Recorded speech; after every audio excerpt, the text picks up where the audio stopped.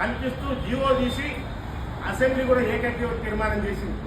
ఒకవైపు ఎస్సీలకు, ఒకవైపు బీసీలకు, అన్ని వర్గాలకు కూడా సామాజిక న్యాయం అందిస్తున్న పాలన ప్రస్తుతం జరుగుతుంది.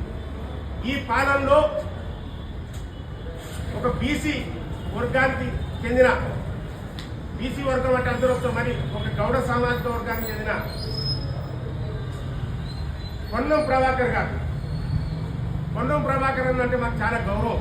యువనాయకుడు, కరీంనగర్ జిల్లావాసి. ఆయన ప్రస్తుతం హైదరాబాద్ జిల్లాకి ఇన్ఛార్జి మంత్రి కూడా ఉన్నాడు. ఇదే సమయంలో జూబ్లీ హిల్స్ లో ఉప ఎన్నిక జరుగుతుంది. ఈ ఉప ఎన్నికకు ఇన్ఛార్జి మంత్రులుగా ఉన్న వాటిలో మంత్రి వివేక్ వెంకటస్వామి గారు కూడా ఉన్నారు.